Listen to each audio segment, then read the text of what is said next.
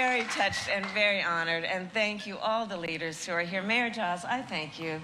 You've been an extraordinary friend, and I so appreciate the courage that you have shown to be so open and forward about the importance of us all working together, and your support has meant the world to me. So in front of all of the friends, I thank you very much for all of that.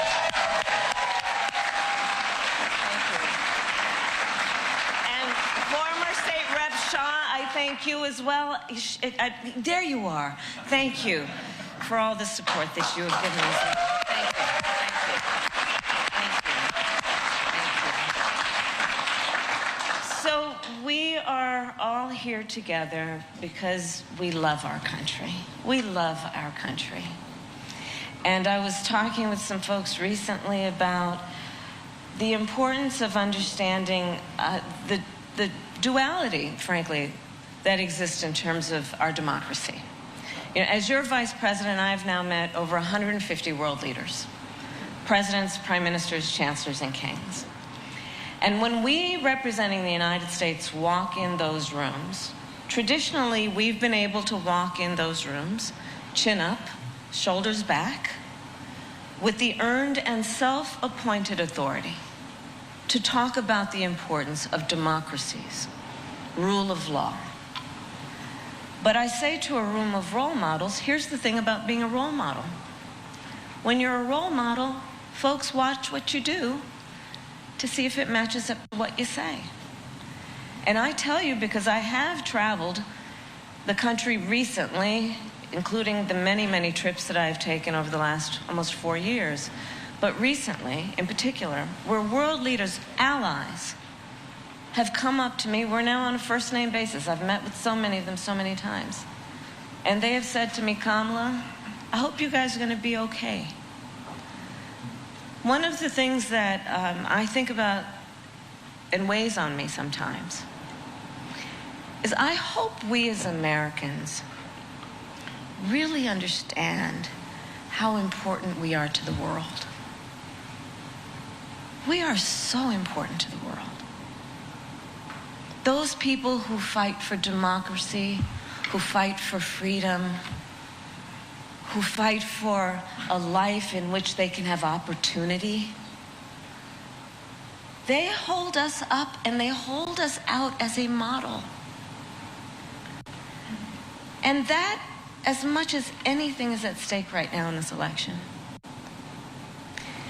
And I know I'm speaking to a group of people who know that and know that well. You know, I was raised to believe that hard work is important. It is important to look out for each other.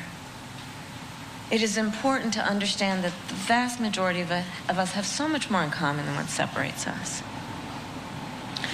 I was raised in a community of folks who understood that when we stand together, when we look for commonality, that's when we thrive. And part of what we know has been happening in the last several years in our country is there's some powerful forces that are trying to divide us as Americans, would have us and cheer us on if we point fingers at one another. There's this kind of backward thinking coming from some folks that suggests that the measure of the strength of a leader is based on who you beat down, instead of what we know, which is the real measure of the strength of a leader is based on who you lift up. That's strength. But truly, but I mean that intentionally. It's not only good and right, that's strength. Because that's part of what is the perversion of what some people are suggesting. As though it is a sign of weakness to have empathy, to have some level of concern and care about the suffering of other people, and then take it upon oneself to do something about that. That is about lifting the condition of your fellow human being. So when we think about what's at stake in this election, whoa, it's packed with some stuff. It's packed with some fundamental stuff.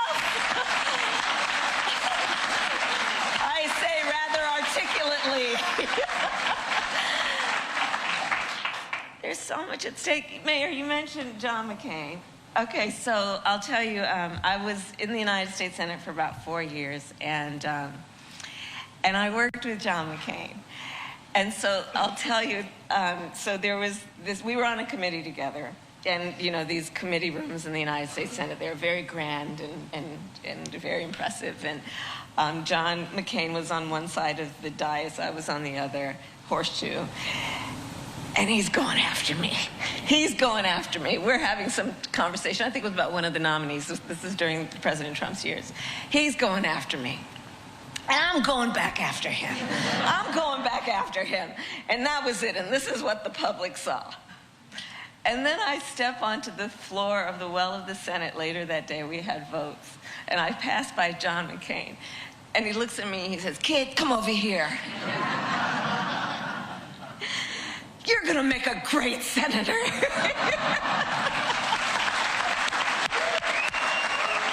story.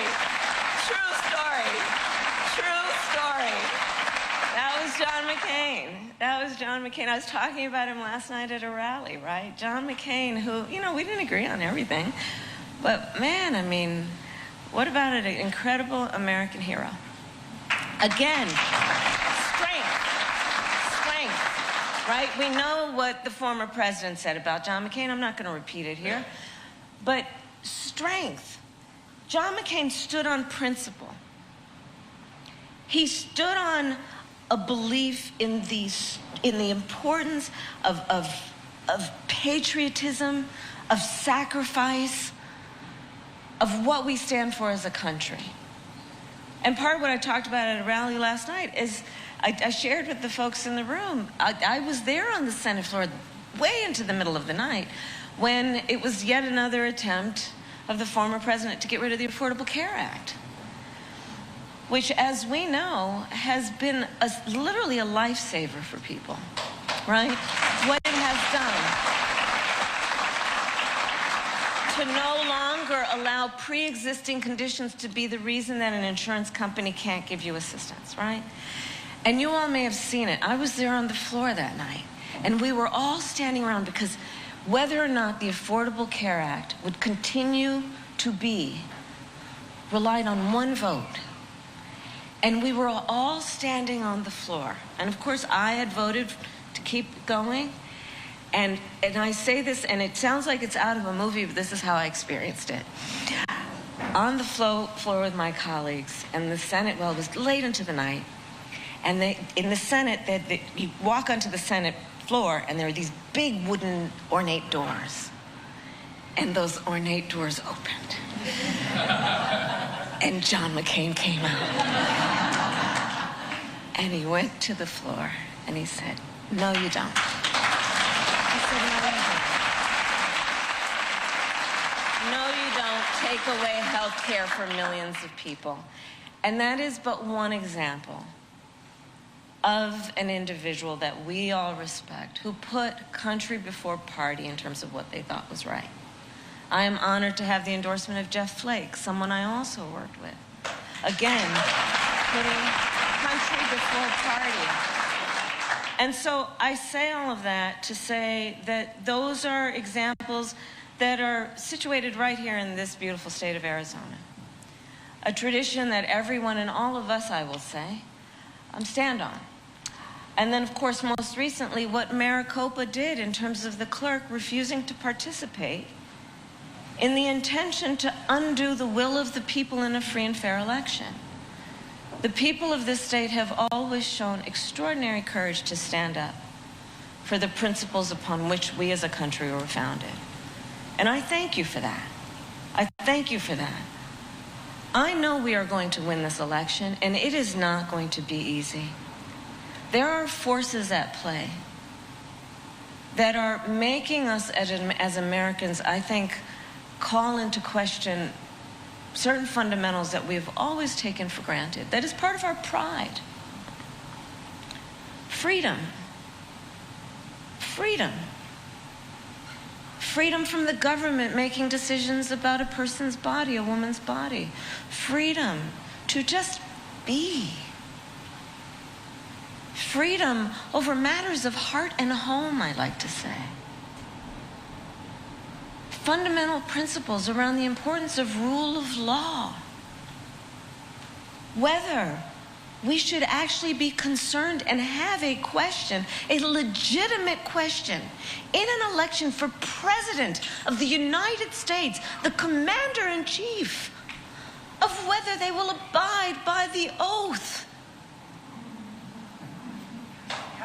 But imagine,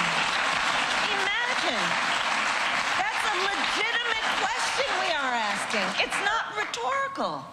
It's a legitimate question we are asking.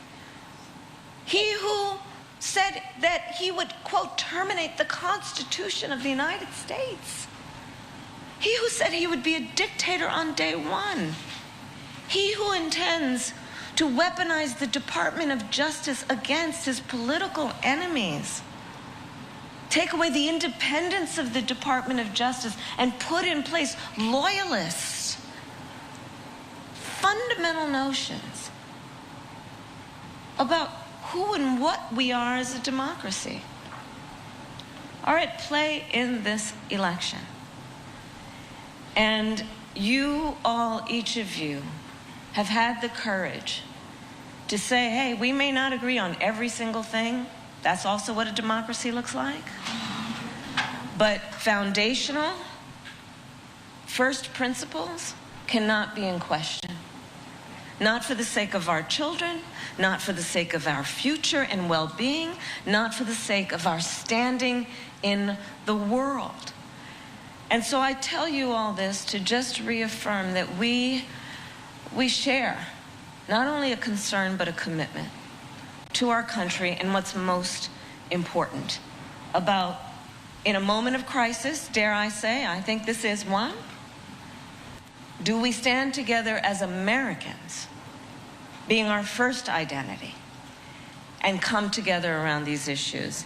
And I am going to actually announce, we have press in the room, that I have decided also, not only will I have a Republican in my cabinet, but I'm also going to, I was talking to my team about it, I want to create some structure around the following, which is, I love good ideas. Wherever they come from, I love good ideas. Right?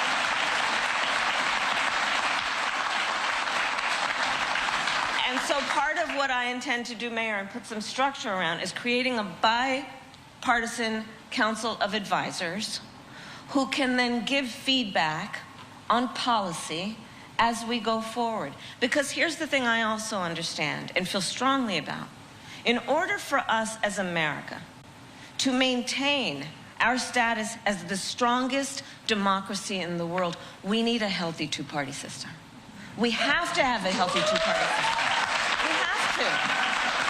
It's in the best interest of all of us. It's in the best interest of all of us. You know, the way that I like to lead, I bring folks in my office all the time, and they know I don't want any yes people. I want people to come in and, first of all, be prepared. Yeah, no time to waste. But come in, and then let's, as I often say, kick the tires on ideas. Because the best ideas will survive those kinds of challenges, and the best ideas will then be most relevant to the American people, most effective to the American people. And so I'm going to create a bipartisan council so we can put some structure around exactly this point and do the work that is important. And then I'm just going to close with this. You know, again, I think on the fundamentals, we have more in common than what separates us, including across faiths. So I know there are a lot of members of the LDS community here, and you may or may not know, my pastor actually spoke at the 100th birthday of President Nelson. Yeah. And that wasn't a plan as part of this. It just is. And I just think if we think in our lives and in what we know, there's so many examples of that point. We have so much more in common than what separates us, especially on the fundamentals. And so with that, I say that I am committed to all of you to be a president for all Americans and to work as we must together. Again, knowing we have so much more in common than what separates us, and on the biggest and most important issues, I think we know that this is a fight that is not against something as much as it is a fight that is for something.